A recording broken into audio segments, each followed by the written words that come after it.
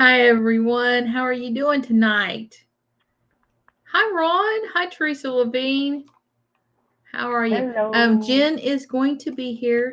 She's going to be a little bit late. Her appointment went over, and she's in traffic.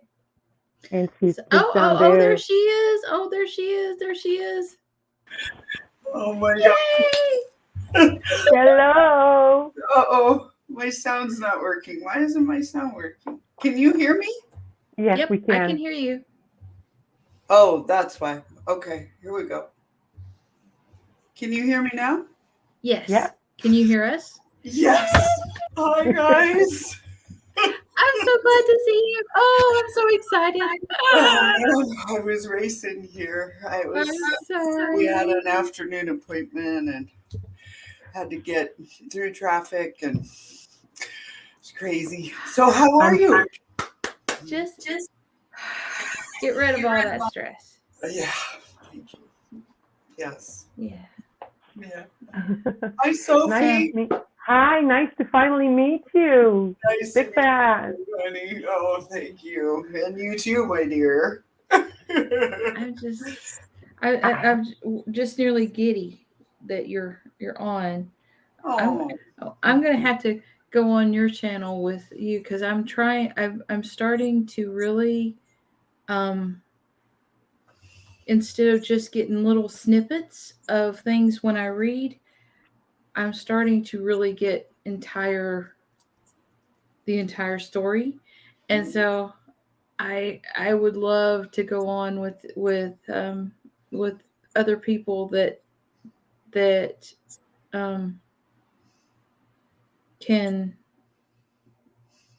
do like the remote viewing and everything. I mean, besides Sophie, me and Sophie are always doing the thing, and we call each other and we're like, "What did you see?"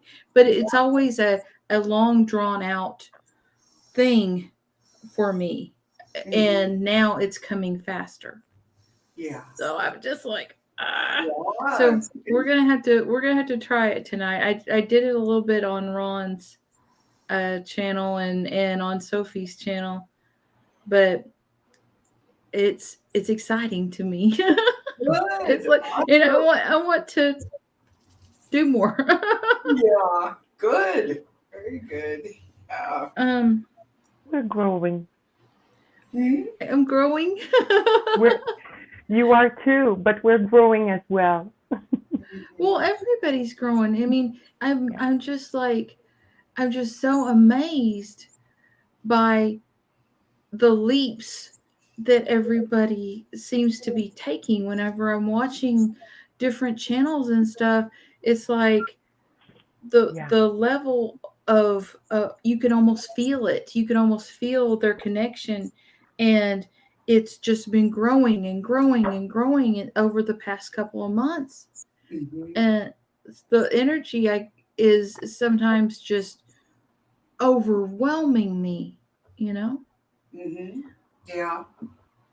But I thought we could do have a little meditation for Ukraine, Okay. and um, you know, as a start out, and then I thought we'd get into like your NDE and your rocks and Oh, things like that.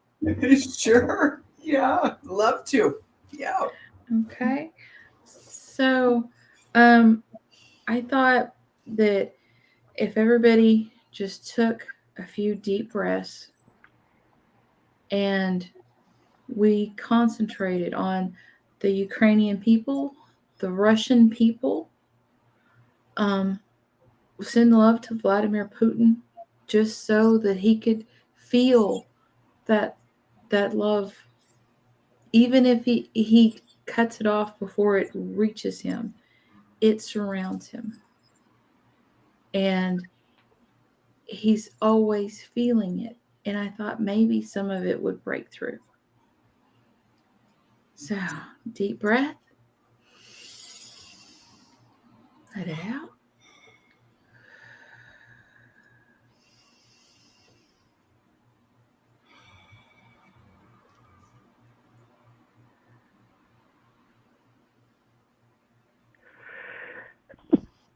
Excuse me.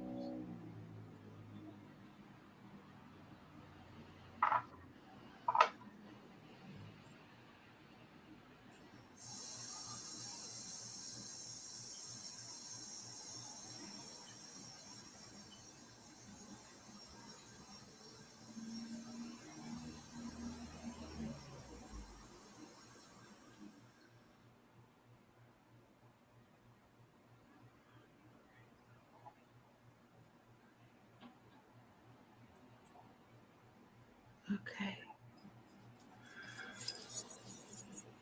Okay. All right. Let me see. Okay. I mean, everybody's heard about my NDE experience because, well, I guess I could tell it again, but I had an aneurysm and died in the back of an ambulance, and I saw beings of light. They took me up through a tunnel, and it was the most profound thing in my life. But I found out that you told me that you had it too, but we didn't get to talk. We didn't get to discuss it further, and I really, really kind of wanted to know about it. Oh, you sure? Well, I was 19 and very depressed teenager. A lot of abuse. I mean, I'm not on my parents. They just weren't equipped to be parents. Let's just say that, right? And so I was very depressed, tried to kill myself. And that's when, well, I'll start by, at that time, being 19, I was going to college with my good friend. We both owned Carmen Diaz, and we were going to the community college. So when Carmen Diaz are Volkswagens, they're the old Volkswagens. I don't know if you're familiar. Yeah. Yeah. So I would see the pink Carmen Ghia at, stoplights. And when we would be on our way to school, and I'd be like, Kathy, look, there's that pink Carmen Ghia. And she never saw it, but I saw this Carmen Ghia, and I would see it like, just briefly. Like we'd go through the light and we'd pass it, and I'd see it here and there. So I was very depressed, and I wanted to die. So I took a whole bunch of pills, and I went into the bedroom and laid down, and I did. I died. I saw Grandma Leela, my grandma, and Chris Fagan. I was going down the tunnel, and Chris, I was really excited to see. I felt really good. I finally felt relief from all that pain that I was experiencing, and it was warm and beautiful. And then, Grandma kind of looked like she got this really weird look on her face, like, kind of like that. Then I was pulled back, and I was awake in my bed, and I looked up, and there was this man standing by my bed. And I was like, who are you? It was just so weird. He was standing there, and he had this very long hair, had on, he had glasses on, and he had a black and red flannel shirt on over, and I couldn't really tell what was on underneath, but I just focused on his black and red flannel shirt. But see, I'm from the Seattle area, so back then grunge grunge was a big thing. When your spirit guides show up, they like to present themselves so that they're very relevant, right? So I was like, who are you? I was just all in a different state, right? Just kind of, and he was trying to find the words, and I just knew he was trying to say volunteer firefighter because this was in Gig Harbor, Washington. It's very rural. There were no established firehouses in the area, so we relied on volunteer firefighters. And so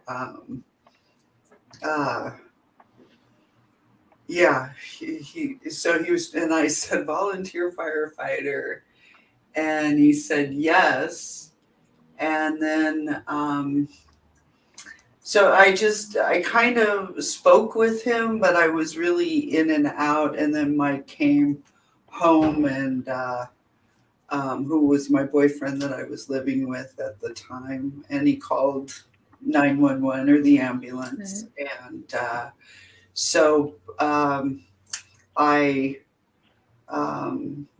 they whisked me up, and I drank charcoal, but it was just so wonderful because that volunteer firefighter, he just stood there. He was with me the whole way and watched me, and he was just looking right at my eyes, and I had not felt love like that in a very long time, that warm, accepting, unconditional, just genuine love. So I guess this is more of a spirit guide story versus a near death, because but it makes me want to hug you. I mean, it makes me want to just wrap you up, because I mean, whenever during mine NDE, they told me you could stay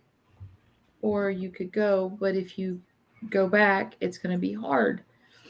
And I wanted to go back for my children and my husband and everything else, but I know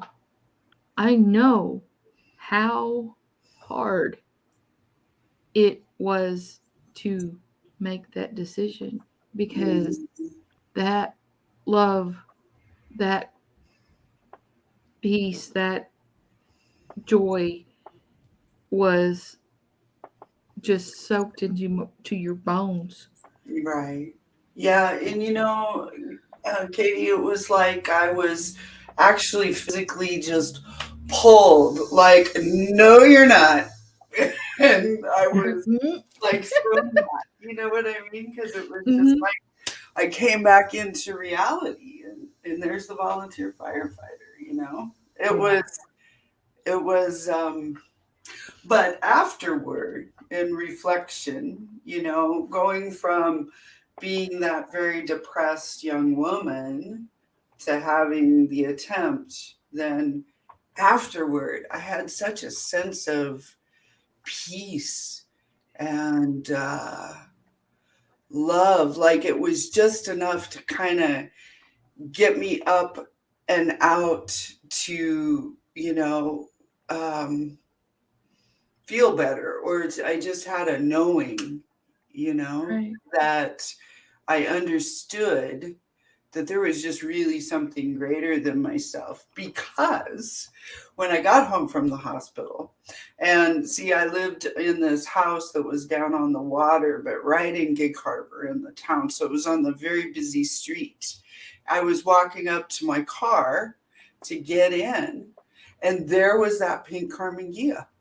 And it drove by, and it just like slowed down and just drove past right in front of me. And there was the guy, the volunteer firefighter, in the red and black, flannel shirt. And I was just like, and I thought, that is so weird, right? And then for years after that, I would see him, like when I moved to Hawaii. And I would see him on the beach, and I'd be like, "Oh my God, there's a volunteer firefighter!" I saw him. We moved back. He's following me around. So then I made the connection, like, no, it's not weird. And after I had this experience with Courtney, who was a walk-in and explained things to me, and it was just this evolution through my life that I like had aha moments, like, oh, it was putting the pieces together. Then it was like, oh my God. So that's Pink Carmen Gia. That is my guide, who I see all the time. He's right here by the pots and pans. Awesome. With Hahataya. Yeah. That is so cool. But he's been with me my whole life. He's been with me for lifetimes. He was with me on Cirrus. So yeah, it just, So I guess mine isn't, it's not like a real dramatic NDE. I think it's more of a Right. dramatic awakening to a relationship with your spirit guides. Right. But does it give you hope, having gone through an experience like that? You have received a gift in a way that of the certainty there is something on the other side, Oh yeah, which most people do not have or do not perceive. Do you know what I mean? So does right. that give you more hope because you've received that? Yeah, and it's taken, you're right, Sophie. It's taken all of those moments of my life that lead up to this very moment sitting here with you right now in front of you, looking at you on the screen. Yeah. That all of these, when I reflect back, it's like, now I get it. Now the pieces are fitting together. I Okay. think when we're ready, then we're ready, right? I Right. wasn't ready at 19 to really understand just what the gravity of that is, like how beautiful that is. I couldn't conceive of that, and not even in my 20s. A little bit when, I met Courtney and started to have these conversations about, Right. why are we here? What are we here for? When I heard what my purpose was, I was still resistant to it. I was like, Yeah. I thought it was crazy, I mean, so yes, it is a gift, Yeah. but it Well, takes a while to assimilate, and you're ready when you're ready. And like, Right. it was all meant to be for me. I've always been psychic, I've always seen things and had visions and thought I was delusional and crazy, Mhm. and for your therapist to tell you that she's a walk-in on your last visit, then I thought I was really nuts. Like, then I didn't want to I tell know. her because it's like, I just totally made all that up, right? I mean, I'm right. going to a therapist I for understand.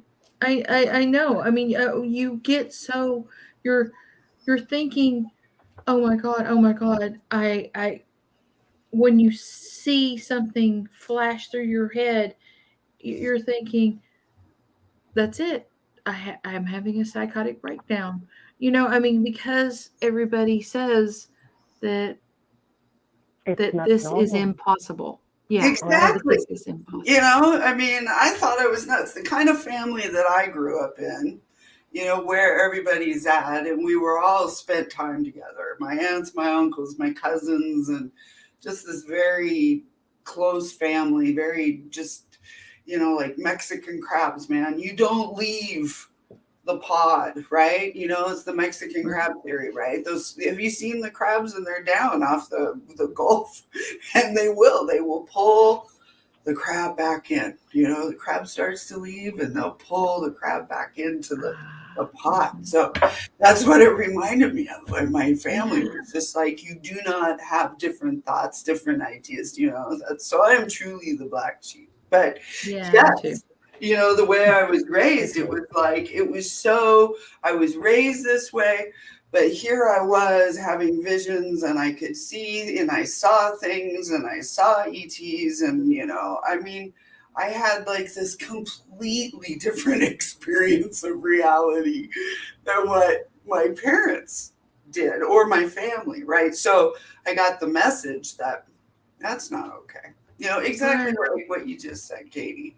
That I it's, mean, well, and see, my grandmother was very attuned to the earth, and she could heal animals, and she seemed to know what they were thinking, and it was, but my mother and my father always considered her uneducated and Mm. not everything she said they took with a grain of salt and went on. But she raised two kids in the depression because she was good with animals, and she her healing ability was with herbs. right. You know, Wow. so I mean, she was on her own, and it. I don't know. I really had to work on the resentment I felt because Granny told me, I was very empathic, and Granny told me just don't tell anybody, but it gives you an edge. Use it gives you an edge. And but I didn't know anything about anything because I just threw away that side of me until my NDE. And then I was like, this is real. This is real. I have to work on my mind because this is real. And it has been a struggle for me to get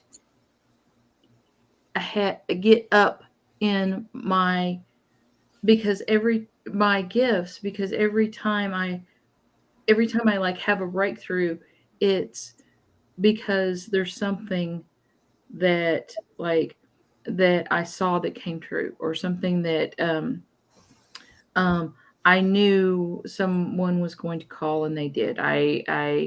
You know, I the guy lost a key and I found it for him. Another guy lost a key and I found it for him. I mean, you know, it's like I have to have evidential resources in order to make my brain let go and say, okay, I guess it's real. You know? Yes, ma'am. Very cool. Yeah. Well, I think most people know that I'm also somewhat of a black sheep because I was raised Catholic, and my mother and my brother are really worried about what I'm doing. It's dark magic in their mind. It's the dark magic. And I'm not even, when I go babysit my nieces, I'm not even allowed to bring a tarot deck to practice on. Oh. Yeah, it's that bad. Yeah. But look what I got. From 1966, I got 2 tarot decks. I think they were my grandmother's. This is one of them. It's called the Oracle Beline. It's in French. Uh-huh. Wow. And then there is another one. It might be my aunt, but something, I don't know, maybe it's my grandmother's.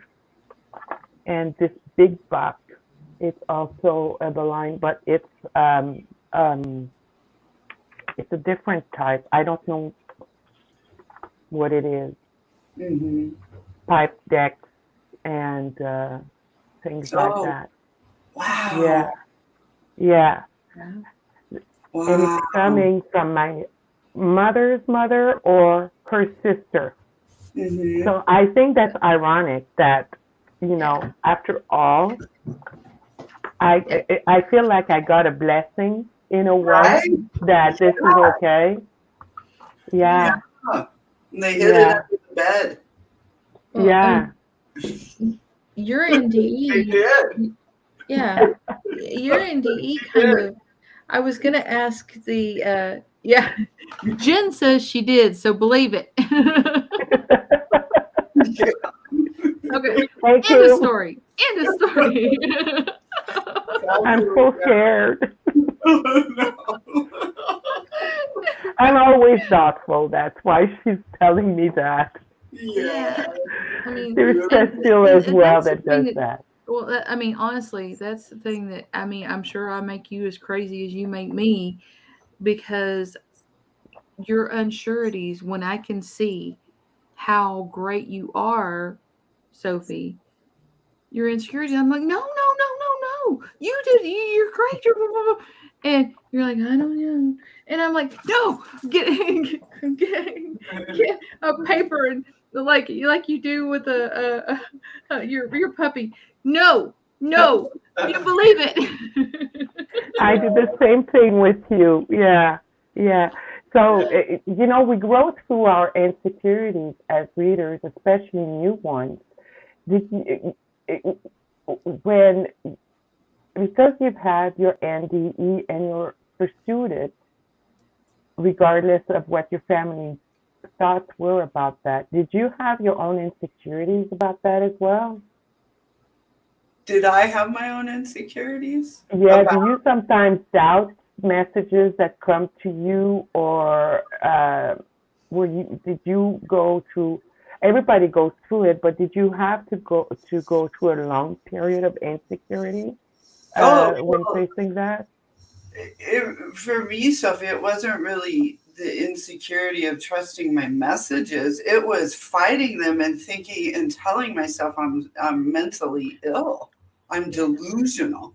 I mean, because to have your therapist when you're 22 years old on your last session together tell you that she's a walk-in and tell me what my life purpose is and where I came from and why. And I mean, I was like, no, I didn't tell anybody about that. Right? So when I would hear things and see things, then I was like, I spent so much of my time in my 20s and 30s, well, my later 20s, most of my 30s and some of my 40s knocking on, doctors' doors. I mean, I had 14 electric shock treatments to zap. Yeah, I know what that is. Yeah. I mean, I was like, and I would go and I would tell these doctors and they would look at me and they'd be like, you are the most crazy person I've ever met. Then I finally found a doctor who said, Jen, he goes, most mentally ill people are not trying to get into the psychiatric hospital or not take medication. I was just like, load me up, man, just load me up, because I was starting to just really see. It was just like, oh my God, I was inside people and their feelings, and I was in their life, you guys. But it was so intense. And then Dr. Dakota he said, Jen, he said, most people are not trying to get into the hospital. They're wanting to get out. And he said, have you ever thought that you might be psychic? And I was like, no, but wow. Isn't that great? So then I went off on all kinds of meds and oh my God, I felt so much better. And then when I started working with him, because he's psychic and he's fascinated. He has a perfect job for him because he's fascinated by, riding that cusp of mental illness and like delusions and how close they ride together. Yeah. And so that's what he studies. So I worked with him and oh my God, totally changed how I looked and felt about myself and understanding. I'm so glad you met that doctor. And then it was like, this is a gift, right? Does he practice in Canada? Of my family, I am fucking weird, man, but I love it, Yeah, you're embracing it. Yes. Good for you. Yes. I mean, feeling empowered because, I may be different, but I'm not crazy. That's an empowering moment. That's why I took the Lori Williams remote viewing because she did the program that shows you how they did it in the CIA, how they wrote it out and everything. And it was like, okay, I can do this. I'm not crazy. And then I like went and got in bed, had a soda. I'm like, okay, I'm not crazy. I mean, it's right. It weighs on you. You're. Well, I spent so much time trying to be what I thought, you know, like my family wanted me to be, or the partners that I hooked up with. Like all of my relationships, it's like I was trying to be somebody that I was so not. I mean, I am the complete antithesis of who I was. Right. You understand? Right. It's like my whole life was trying to be, and you know, just living in that soul contract that I have with. That's what's so scary with empaths. You know, narcissists look for empathic people because if you are not able to separate their feelings and your feelings, you become a chameleon. I am okay. To where that you will become whatever someone wants. And that's not healthy. That's not doable, because you can only do that for so long and then you resist it. So, you know, everybody should know how to do that, but that's the reason why empaths always look, or narcissists always gravitate towards. Well, they feed off your energy. They need that because they don't have their own energy source. Yeah. Hey, Karen. Hey, Ryan, unconditional love. Hi, guys. Do you guys want to say hi to the chat? Yeah, Herc. Hi, how are you? Teresa Levine. Oh, Herc 213's here. We have Scott from Scorpio Moon Tarot. Hello. Hi, Sherry. Janet B. Hello, Lauren Hensinger. Yes. Hi, Valerie. Hey, Janet. Hey, Sherry. Hi, guys. Hey, Jackie. Hi, Arlene. Okay. Tell me. Scorpio Moon. Okay, everybody on the screen. Tell me about a time when your empathic ability, seeing into the future, something like that. Tell me how that saved you in a situation. Oh God, many times. I know. Just pick your favorite. Well, the favorite, and it came up because on Friday I did this impromptu video with Gina, my friend, because we were just trying to, we were playing with the settings on StreamYard, and we didn't realize I'd scheduled a broadcast. So we're back there messing around, flipped the screen over, and oh my God, 45 people were waiting. So we went live and we had the cool conversation. So I already kind of talked about all this stuff, but truly one of the saving graces was kindergarten. I was taken up to the resource room with some other kids, and I could telepathically, communicate with a boy. We were really tight. We were really good friends. But we were taken up to the resource room, and there were these men in there with skinny black ties. And they gave us a bunch of tests. And then they asked us all these really weird questions, like, have you ever seen anything that you can't explain? And, I was just that kind of kid. I was the kind of kid like Ramona the Pest. I remember her when I read all her books, right? And I just, I didn't trust them. For one, they didn't look like other teachers. These guys are not teachers, right? Teachers then in my sphere were women, right? Sweet grandmotherly women.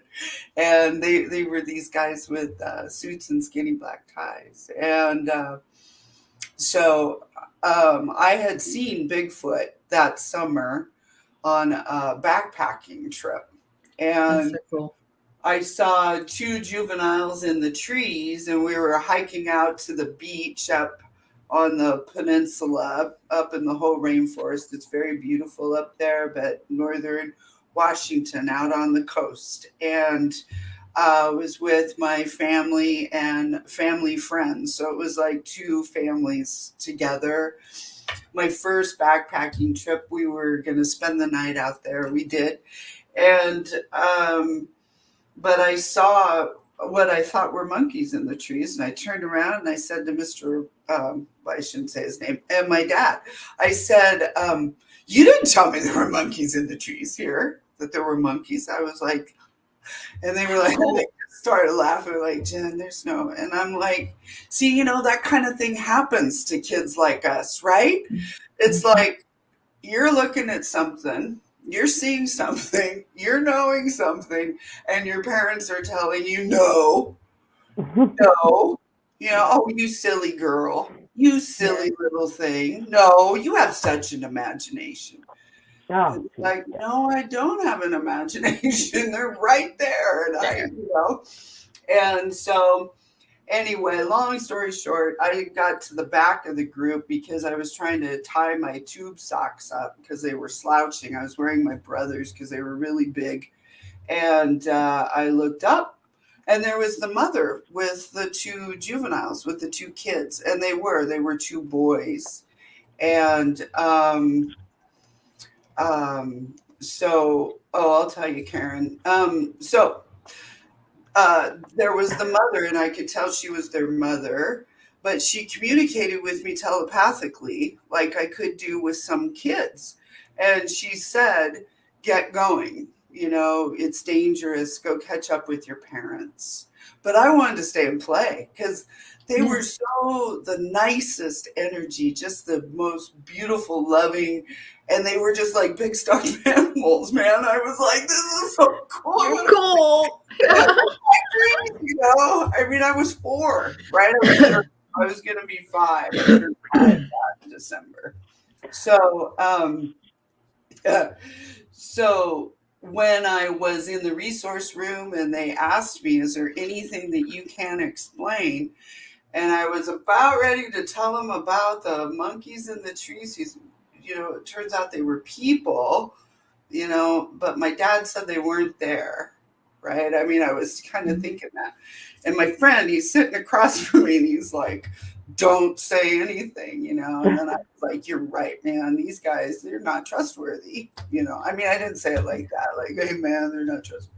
But I knew that they had ulterior motives. And so I didn't say anything. But who they were, Karen, MK, was during the 70s, they started to recruit kids to go into the intelligence program as spies, but psychic kids. And they wanted to that's how they created the remote viewing project that Katie was just talking about. That came about. It started in the late 60s, and then in the 70s through the 80s, they were recruiting young people, kind of like Alias. Did you see that show, Alias? So, yeah. So it almost happened, but there was something told me not to do it. So I really believe that saved me because I don't think,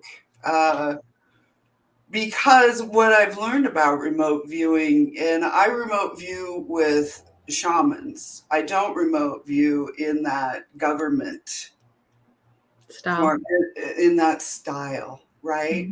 And I think for me, it may have destroyed me if I were taken into something like that. Yeah, the way it's structured is so that you can do it anywhere, anytime, and you can put the way I feel about it is the only way I'm going to enter someone else's mind is if a life is in danger over it. I would never, ever, ever, ever, ever, ever do that otherwise. No, and that's a whole shamanic thing with remote viewing in spirit and standing in 100% divine white light and asking permission. But that is like rule number one, rule number one of Fight Club. You don't talk about Fight Club, right? Rule number one of remote viewing. You don't remote view people who do not give you permission unless it's a situation like that, right? People are in danger. Yeah. Because you're tapping into, it's about discernment and the energies that are associated around people and who help you with that, with the view. Do you understand what I'm saying? Yeah, and I think sure.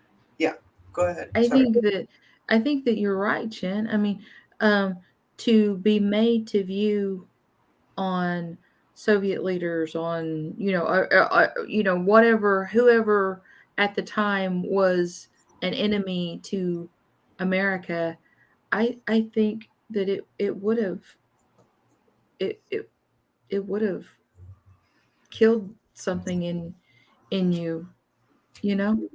So I truly believe that. I Yes, truly ma'am. do. Yes, ma'am. Very good. Now for me, and now everybody that thinks I'm a really nice person, this is probably going to blow your mind because I'm not. Oh.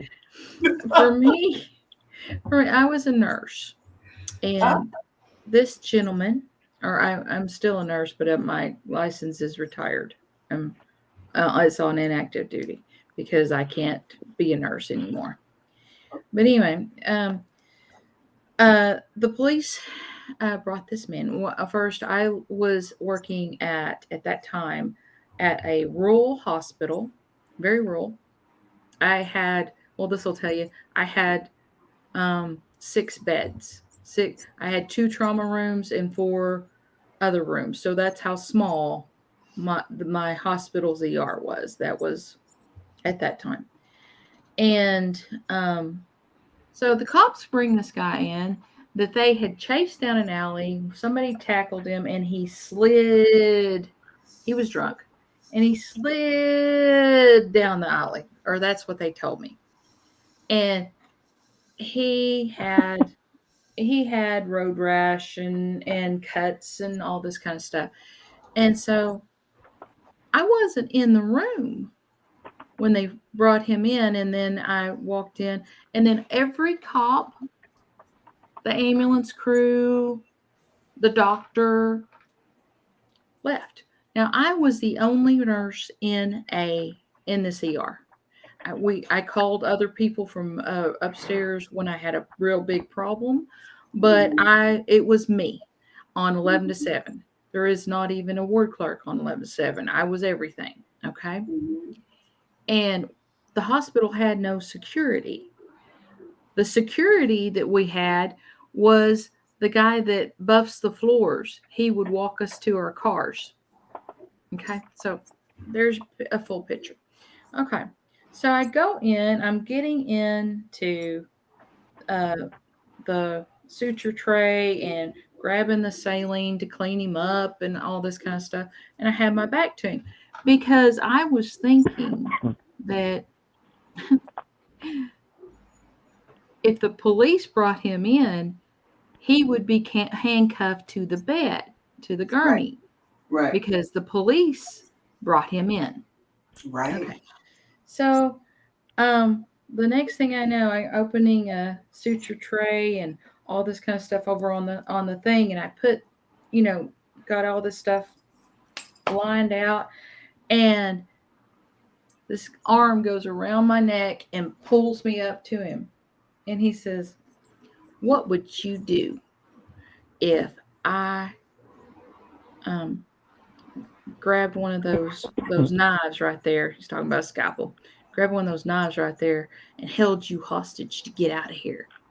Well, I could feel when he touched me, I could feel that he had bully boy energy going on and it was attacking his drunk. But so he was ramping up. He was making the push towards doing that because, that was his goal. But I could tell he was a coward in at his base. So I took my elbow and shoved it into his cut thing and ground it, and turned around, and because he let go of me and was gasping, and I said, "Sit down on that bed right now and lay down. I've got to clean you up, but first I have to go talk to a man." And I walked out of the room. I blessed him both up and down and sideways because you just don't leave a prisoner unrestrained, right, in the ER. Yeah, but it was because I froze when that arm came around me. I froze, but I knew what he was doing, and I knew he was ramping up. If I didn't do something immediately, if I didn't shock him, if I didn't do something immediately, that was what he was going to do. You know. Wow. So I'm not peace and light, I guess, because I mean I didn't hurt him for good, but well, you sound like a mom. Sound like a mom. You sit down. Stop that. My favorite is still the devil one. What? Oh my God. What's that? The devil. Oh. She said she was the devil. Oh, she was the devil. I see. Yeah. Yeah. This guy came in. He was high on drugs, and his restraints, but we had just gotten some new ones, and they you could take them in your hands and go poof. I mean, they broke, but we didn't realize that yet. And so this guy came in via ambulance, and he was yelling at everybody, throwing cops around. We were trying to get him tied to the bed, and he got my hand in between his feet and slamming them together, and everything. And all of a sudden, it was I don't know what came over me. It was Well, he just kept enough. saying that he was the devil. Oh, and he kept saying he was the devil. Every 2 seconds, it was, "I'm the devil. I'm the devil," And so all of a sudden, I just had enough, and I'm 5'1", okay? Yeah. And I flew up on that gurney, straddled his stomach, laid my forearm against his clavicle. Yeah. And I said, "You are not the devil. I have tea with the devil on Sundays just to check up on my relations, and you're not him." Oh my God, you are so tough, Katie. God.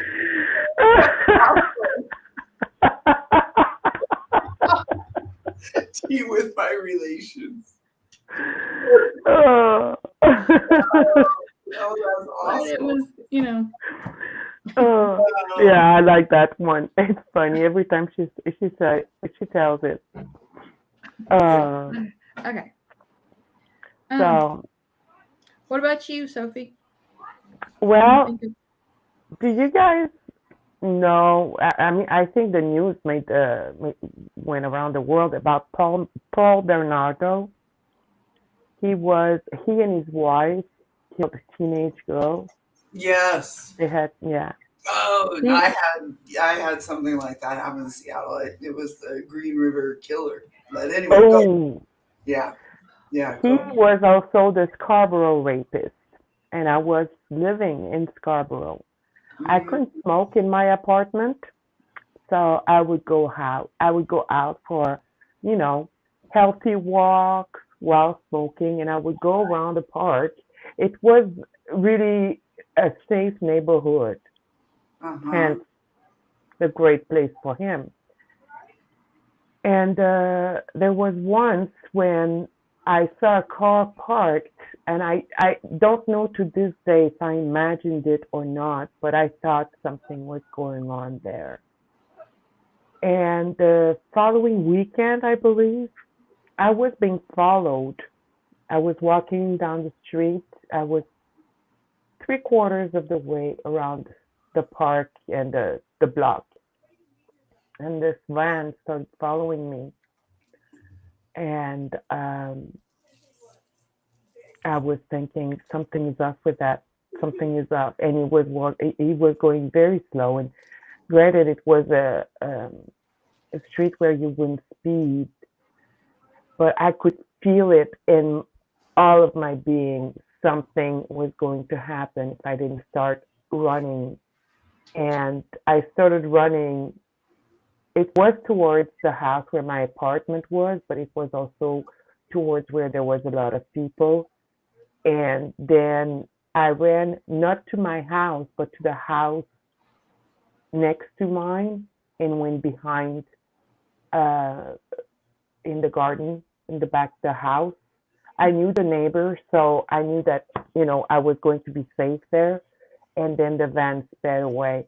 I never saw them again, but I am certain, because later on I came to find out that van was the exact description of a van that Bernardo was using. Wow. So I think that I was, yeah. Mm-hmm. Makes your heart go boo boo boo. Yeah, I feel it again. Yeah.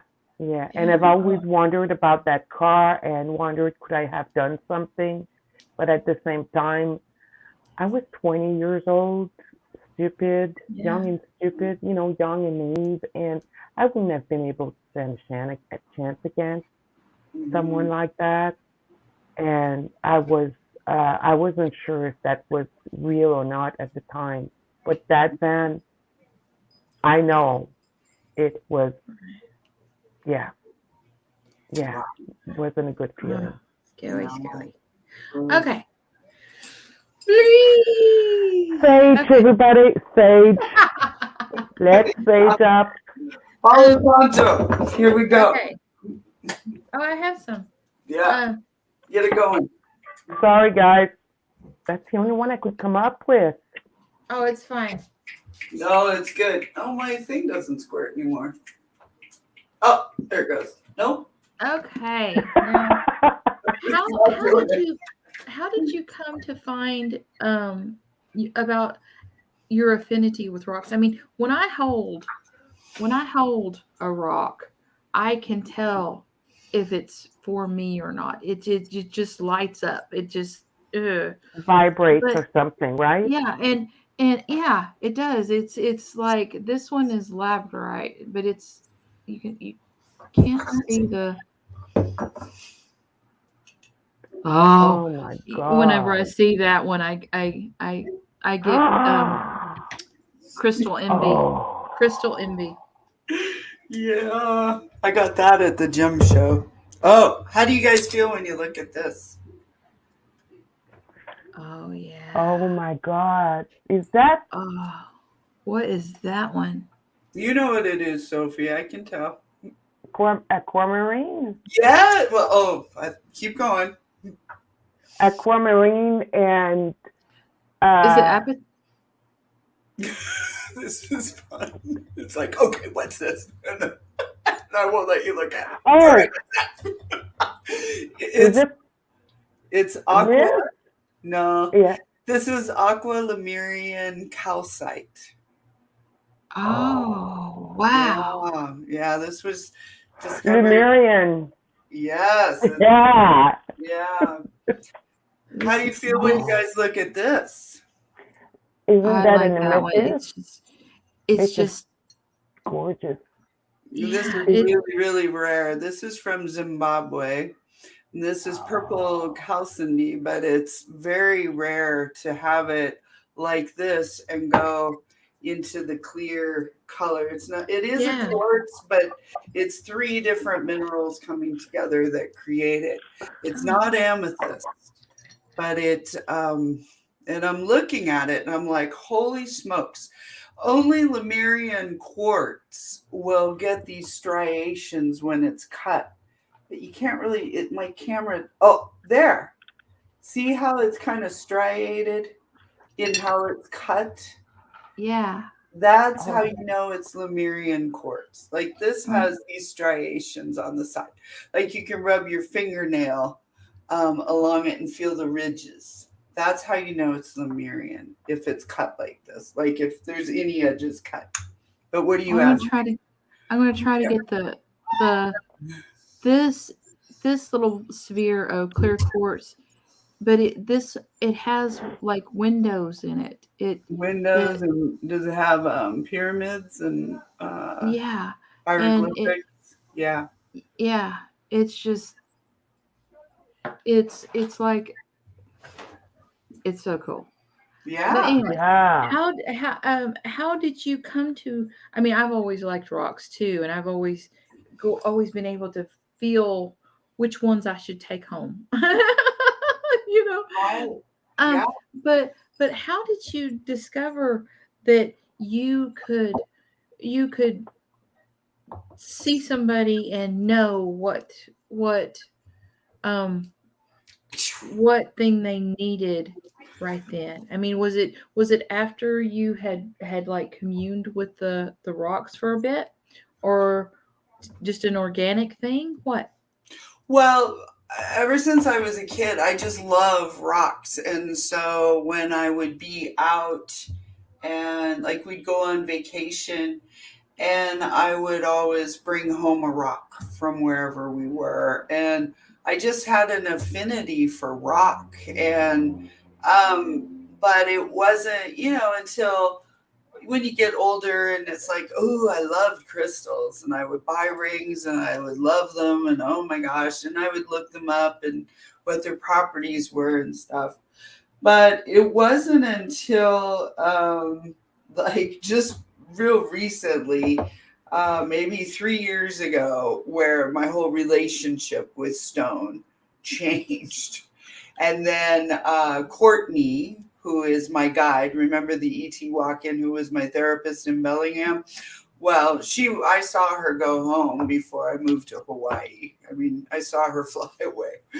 And but now she is with me. She is a guide who I access, but she tells me what stones you need. She's in my ear, but I feel it on my body. My body zingles. Like when I'm doing my crystal readings, I feel on my body it just the stone appears, and Courtney will tell me and like what you're going through, like your energy. Maybe you're dealing with some sort of trauma or you're going through a difficult patch at that time, and what will help support you. I feel it on my body where you would wear it on yours. Right. And or have that in your house, and in what combinations. So it's not always that's what's interesting is like you can look up stones in the crystal Bible or so-and-so's book or so-and-so's book that labradorite shields your aura, and Yeah. But there's more to it than that, isn't there? See, Yeah. but my definitions are a lot different. I don't know that. I'm not book smart on stones. I just tell you what Courtney says. Like this is selenite. It has a third eye. But mostly this is what calls in your spirit guides. This is the stone of your spirit guides. All readers should have a sphere on your desk. Yeah. Oh, I don't. Tower. That's fine. Well, it's okay. We've got time, Sophie. Well, I do have this egg. Yes. I thought it was cute. I can't remember what it is. I have a selenite egg as well. That looks like a jasper. That's ocean jasper. Yeah. Mm-hmm. And what do you got there, Katie? You had something, Katie. Oh, I have this selenite, and I have just an egg selenite. Yeah. It's just so clearing. It just gets rid of all that. And it's an amplifier. It amplifies the properties of the other stones. When you work with selenite in conjunction with the properties of the stone that best supports you, like your power stone at that time, it can really. That's why when I talk about mounds having crystal and then you lay selenite bar on the crystal, and then use your intention stone or your power stone on top. Yeah, it just amplifies. Wow. So it's amazing. I didn't know that's how it worked. I was just putting the stones on my soap bar. You were doing. I call it my soap bar. I call my selenite bar my soap bar. Right. Because to me, it's like it's cleansing the stones. Right. And giving them energy. But I was just putting the stones on the selenite. It's the other way around. Well, no. What I put the crystal on the bottom, like a big crystal blob, just a huge piece, and then I lay selenite on top, and then I put the intention stone on top of that. Okay. Do you want me to show you? I'll get the crystal. Yeah. Okay. Hold on. I'm going to get some crystals as well. I'm kidding. Really? Ah, there it is.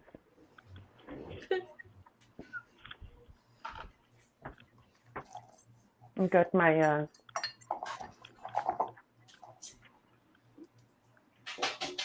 it's kind of damaged.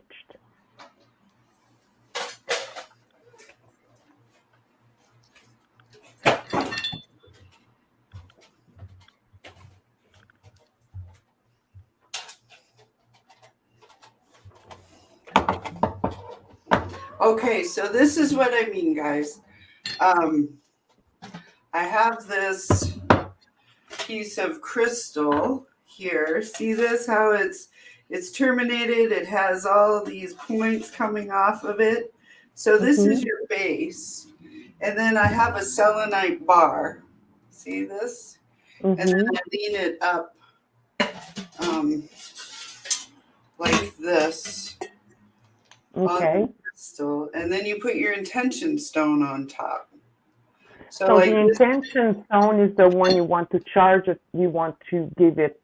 Yeah, you want to use the properties. So like fluoride, if you need healing or you need to center your energy, do that with this is rainbow fluorite, if you can see. So like if the family is kind of fragmented, maybe scritching and scratching, something's going on, this is excellent for families who might be kind of fighting. Like this is rose quartz. Unconditional love just brings in peace. Excellent. I use this when I have family gatherings. Sodalite. This is like really grounding, good for families and communication. Really helps families to speak their truth. You know, helps you to stand in 100% divine light.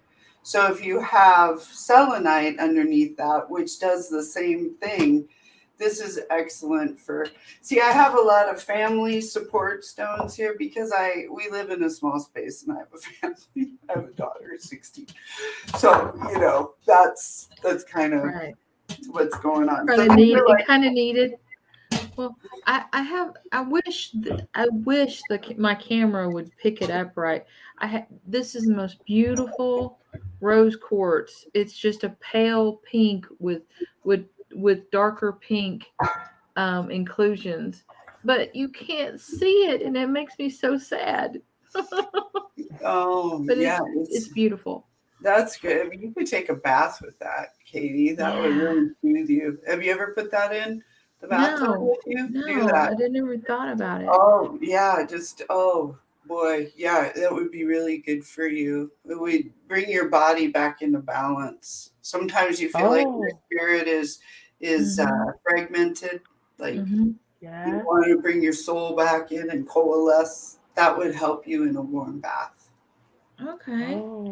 I will do that. Okay. I'll do that. Drop me a bath from the tub. Say, this is awesome, Jenner. It's not working.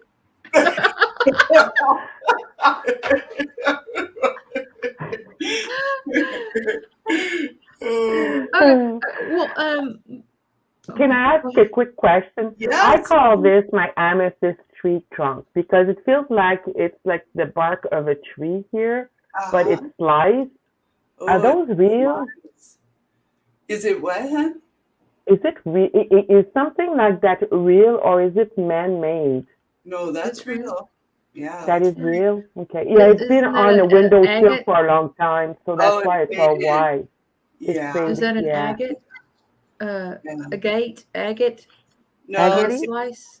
No, that is amethyst. It's just faded. You can tell by the border. It is amethyst. It's just that's what will happen in the sun. So you don't want to put your stone like your amethyst. If you don't want it to turn to fade, white, right? The color will fade pretty quickly. So yeah. like this is from Uruguay. See how deep purple it is.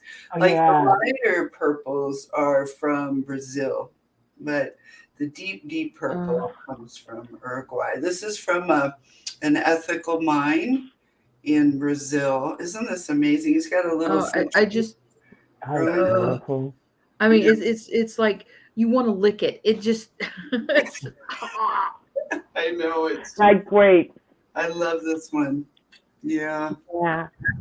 And is there a way for the amethyst to go back to purple? No, hon. You just have to let it go, and you just have to get a new one.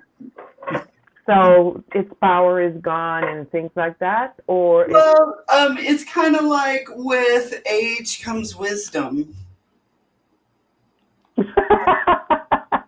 Okay. Yeah. Look at it that way. It's done its job. But keep it around to honor it and what it's done for you. Yeah. Yeah, it's beautiful.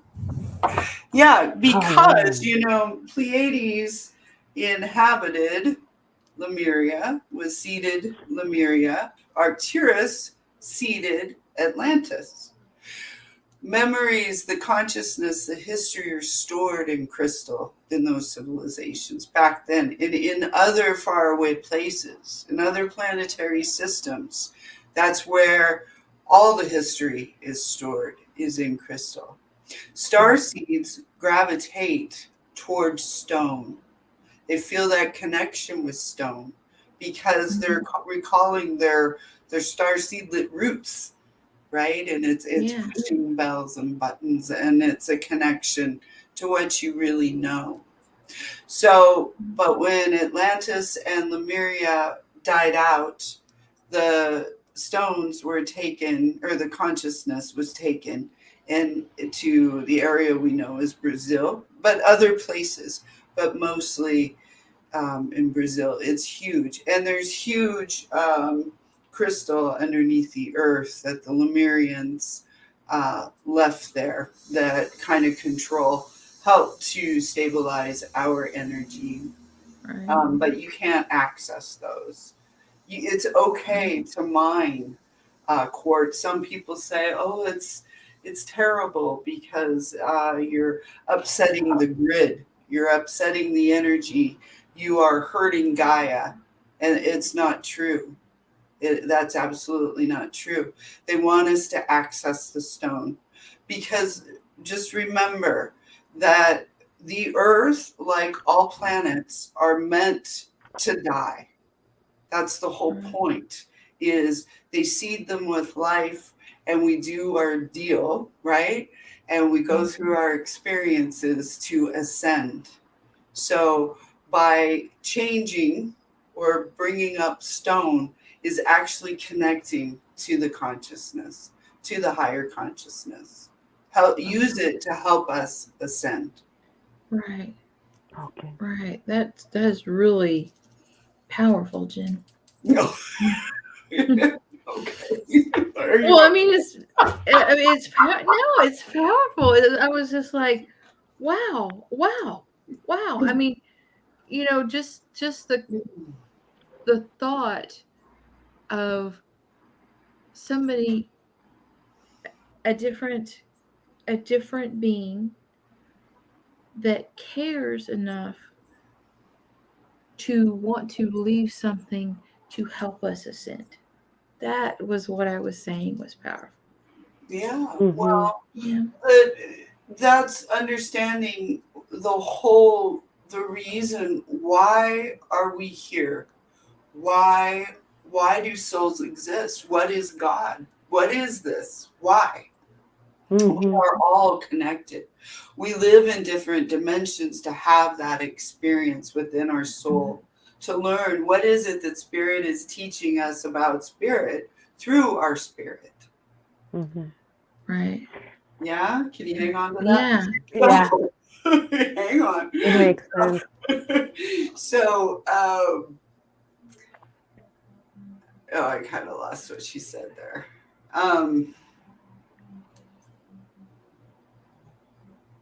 Yeah, we can go on. The But circle of life. And, but that's why that's what it's all about, you guys. It's about connectedness, how connected we are to each other in the universe. We are living a third dimensional experience, which is a linear experience. These other faraway places are star systems that are their own dimensions, or they have the dimension within the dimension, and you rise. So being in the third dimension, it's a much lower dimension, so that we have this physical experience. It's like our contract has been highlighted in this experience. So all other beings understand that we are connected. mhm. So this is the way, actually, that consciousness and history is stored. Wow. Yeah. Well, I mean, it just popped into my head. The crystal skulls. Mm-hmm. Yes. The that makes sense that it's like a data storage. Yes. you know. Um. Mm-hmm. Okay. Am I a Oh. starseed? Oh. Wrong Am one. I a starseed? We're, oh, yeah, don't get your selenite wet, Melinda. This one, No, it it will melt. flakes. Yeah, they melt. It flakes. It has the hardness of like one, so it'll It's dissolve. It's like salt. Melinda. Yeah. It dissolves in water. Yeah, so don't get it wet. Yeah, How do we know if we're star seeds? well, star seeds, we're pretty much all star seeds, right? Um, we all come from somewhere or have been somewhere. Some of us have been in one place more than others. We have risen through to different and higher dimensions. Um, But in this community, like light workers, people who want to be of service and who have this incredible need and incredible drive to be of service, to want to do something good for humanity, that's typically your star seed, right? Seekers, right? These are folks that are always seeking, like this community, all of us viewers here, we're all seeking, we're all wanting, we're questing, we want to learn, we're asking questions, we're fascinated by conversations like this. Yeah. Yeah. So, yeah. That's Yeah. me. Yeah. That's Okay. that's a star seed. But I do star seed readings where I can, but it's a longer process. I meditate on you for, a good hour, see where you're from, what you did, why you did what you did, what your soul contracts are, and it kind of can help to explain what your experience is here today. It kind of just brings it all past lives. I see past lives and how you've moved Okay. through the universe. So, Oh, Oh. I see past lives, but the only time there was one time that he did a handshake, and his hand, my vision was drawn to the handshake, and his hand was misshapen. It's like he had an extra joint, and I Oh, was like, what, you know? And I kept trying to go back to that because I was like, what is that? And I thought, well, maybe it was an evolutionary history that I am not aware of. But Mm. I think I might have been accidentally kind of tapping in to a past in like where he was another species. yeah. That's interesting. That's interesting. Yeah. Um, But I mm. don't know how I did it, so y'all don't don't ask for that. 'Cause Well, the other thing too is how do you know between the meeting an alien at night and the difference between that and sleep paralysis? I'm sorry, Sophie. Can you say that again? Sometimes you feel. Oh, am I cutting off? My internet is going in and out, so it's me. Okay, So that's Putin. That's Putin. I'm kidding. How do you know the difference between having an experience with an alien and sleep paralysis? Because sometimes when you are at a point, you've fallen asleep, but you feel like you're no longer. You feel like you're being possessed. you feel like you're what? You're being possessed. Yeah. Yeah. Okay. So what's the difference between that and sleep paralysis? Like, how can you make the difference? Well, what would help you, Sophie, is having a meditative practice where you intentionally connect with your spirit guides every day, because you are wide open. So this would be a way that you could try to set boundaries around your contact. Does that make sense? You want to make Yeah, sure that you're working with energies of 100% divine light. Now, yeah, I'm working on that. Yeah, there are ET energies out there that are not always in our highest good, but they are easily dealt with by calling in 100% divine light, because that's the natural order of the universe. If you call in 100% divine light, the universe has to respond. That light, truth, love wins all the time, and that's the highest order of the universe. You call right. that in and you will be protected. Sometimes when you're not doing that, when you're like wide open, like you are, and receptive, and you're going out there and not really setting boundaries with energy, you will have these wild experiences in your bedroom when you sleep, because that's when we travel and that's when we leave, and you're tapping into other layers of consciousness. So So what I'm still wide open. I'm still wide open. Yeah, you're quite wide. Yes, you're Yeah. wide open. You're very. I thought I was getting better. No. But I that's need to work good. at it. No.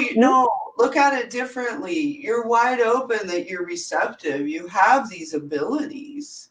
You have Okay. all of this. It's just learning how to manage it, and that's what Oh, sleep okay. paralysis, being scared of ETs in your bedroom, all of that stuff is about. Like, I went to the Yosemite Oh. Ranch, which is down on the Oregon-Washington border. And it's this place where they have contact with ETs, with higher intelligence, and they channel beings there. It's kind of like this hippie commune. You can camp on the ground. They call it Stargazer's Field, and it's right at the base of Mount Adams. And you can go and watch on YouTube. Mount Adams has like a garage door on top of it. Sometimes it's open and sometimes it's closed. And when people, they'll use like their cell phones and take videos, like they'll just hold their camera up to the sky at that door, but put it on slow mode. They capture craft. I mean, it's posted on YouTube. McKenna, my daughter, and I, we've camped there a few times and hung out. And you just lay in Stargazer's Field, and at night, and everybody does it with blankets, and you just watch and you see craft. But then I watched all this craft on the mountain, all these different lights on craft that were, it was in the summer, but up at the snow line, you could see the reflection. It was just amazing. But anyway, so when I got home, I didn't do any protection. I didn't understand how to protect my energy.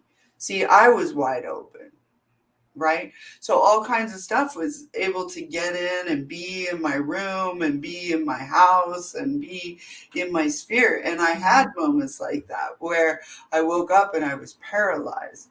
One time, right after we were at the ranch, I woke up and it was snowing in my bedroom. And it was like, and I was awake and it was snowing on me. And then another night after that, I woke up and there was this thing like sitting right next to me on the bed, and I couldn't move. And I was looking at this thing and I was like, oh my God, it looked like, remember Star Wars and that little guy, Yoda? Is that? Yeah. Oh, yeah. Yeah, or he was kind of like that and mixed with the Harry Potter house elf. It kind of hopped away like that with these little ears, but he just freaked me out. He was just staring at me. There was another time where it was a Draco that was at the end of my bed, just like watching me all night like this, So, but now that I know how to protect myself and understand what that means, how to protect my energy, how to work with my spirit guides, how to set that energetic boundary of where I end and somebody else begins, right? That I don't have that. I sleep so well now. And now I will say before I go to sleep, like, I really don't want to travel tonight. I'm really tired. I just want to stay home. And they have to respond to you. Right. Does that make sense? Yeah, it does. The sleep paralysis, though, happened only when I was living in Quispamsis, which is a remote area in New Brunswick, outside of St. John, New Brunswick. Mm-hmm. It hasn't happened since I've moved away from there. So I'm glad. But I do wake up. You were next to a portal there. Oh, was I? Yeah.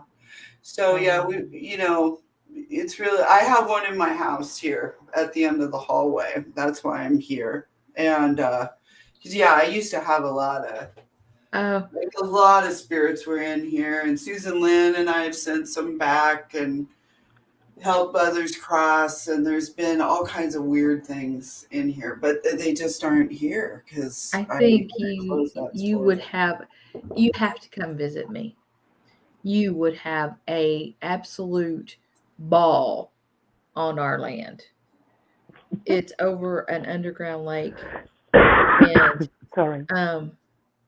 There's they call them mud balls by the around just they're like geodes only, and they'll have crystals in them, but the outside it looks like mud.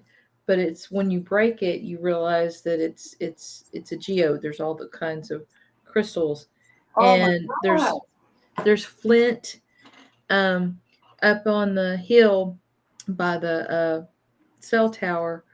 There's flint, and it's beside underneath a set of trees. There's 3 trees, and there's just a huge pile of flint where the Indian Native Americans, indigenous people sat and hit the flint to make arrows. You can find little pieces of ones that have broken and all that kind of stuff in that pile. Wow. And you know, of course, baby goats. No, come on. Well, are you Yeah. in Wisconsin or Missouri? I'm Missouri. in Oklahoma. In Oklahoma. You're in Oklahoma. Oh, huh. Wow. There's all kinds of beautiful formations in that area, Oklahoma to Arkansas. You know, like where crystals grow, and it's a I very wish I special had that place. too. Wow, Mm. how beautiful! Yeah, I'm on my way. Okay. I fill up my car with dynamite so I can come. So we can look and see what's underneath all that. Like, let's blow that Yeah. up, see if there's anything there. Yeah. But those crystals are usually created by heat, right? They're Yeah. created with heat, and that's why we don't have any in Eastern Canada. Well, radiation and time and pressure and iron makes amethyst, and copper makes citrine. Aluminum makes smoky quartz.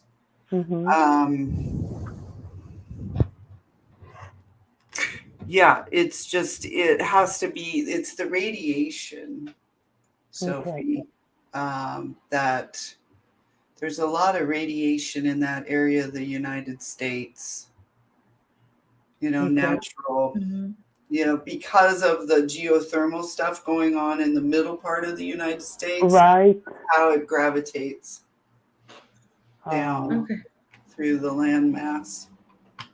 Interesting. Lucky you. What's a Draco? Oh, Dracos are a type of ET that are, they can be really good. The whole point of a Draco is to get your head to split open. And it's through the different dimensions. But Dracos can just, they're kind of like a benign, they talk about Draco demons, and that's a whole nother thing. But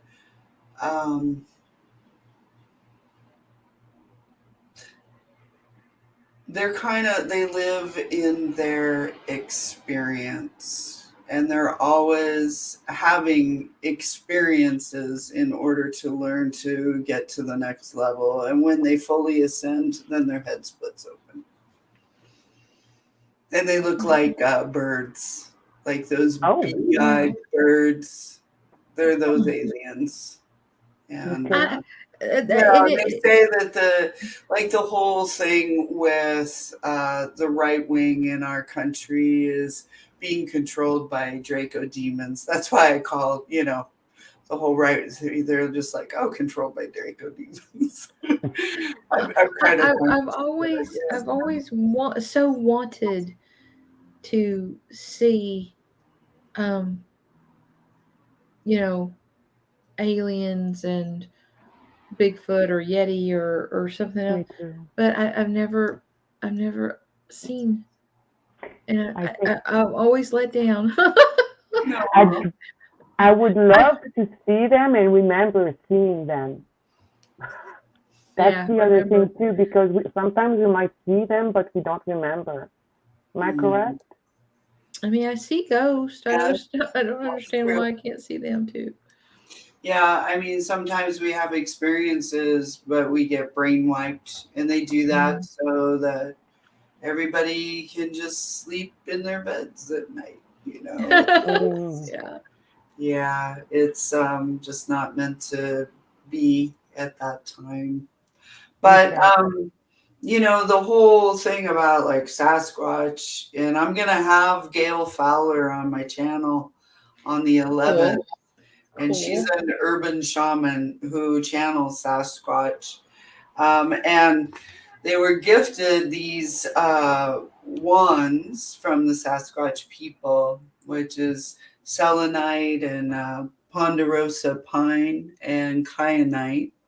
And this is a communication tool. And when I hold it, I hold it a lot when I meditate and when I channel. But anyway, I had this reading done with her on Sunday and learned like this whole other piece of contact that I've had, that all the synchronicity that I didn't understand, but now I do. And see, it's just like what we talked about, Katie, like how you just, all the pieces come together, and as we move through our lifetime, it's just like, oh, we have these aha moments. It's like the whole picture opens up, and we're gonna see, we've hopefully by the time we pass on, or maybe we'll still be learning, I don't know, but I all the think pieces of the puzzle will fit together, right? I just can't imagine ever stopping learning. I mean, because it's like just almost each and every day, there's a new thing, and my gift changes in some way. And so, it's like, I, I, I mean, I know I'm not anywhere near any kind of pinnacle, but I'm like, is this the way? Is it because I have an open mind that it never stops? I mean, it just keeps evolving into more and more and more. So I kind of think you're always learning, until you die. Yeah, yeah, That's what life exactly. is about. Learning. Yeah. Yeah, yeah, yeah. I mean, I really believe in that. I mean, I took tarot lessons from Lena Rodriguez because she's psychic, and I see how she can control it. I just wanted to learn from her how she does it. I Right. did some things with David Johnson because I think he's amazing. It doesn't mean that I don't have abilities or I haven't read tarot for 30 years, but Exactly. you just keep taking Yeah. lessons and learning, because I want to learn, and I love these people. We learn from our peers. So Yeah. That Yeah. that's like uh, who is it? Johnny's a Tarot's Tarot's apprentice. Apprentice. Yeah, he has thing, and I really wanted to learn some of his, and I've been dying for Lena Rodriguez. But there's so many that I want. yeah, You know? yeah, And so it's like I got to save my pennies. yeah, And Yeah. right, you yeah, know, yeah. Yeah. But I mean, the whole point is just to keep going, right? Just yeah, however it don't works stop, out. don't You stop. know, yeah. Yeah. That's So, right. well, this has been awesome, guys. Yeah. Well, thank That was you fun. so Thank much you. for coming. It Yeah. just so well. We love everybody. Yeah. Yes. Everybody on the screen, I love you more than life itself, and everybody on in the chat and who is watching this Yeah. later, Thank I love you too. Yeah. Love, love. So Yeah. we're gonna call it a night, everybody. Mwah. Okay. All right. Love you you. guys so much. Bye. Thank you. Bye Love you. bye.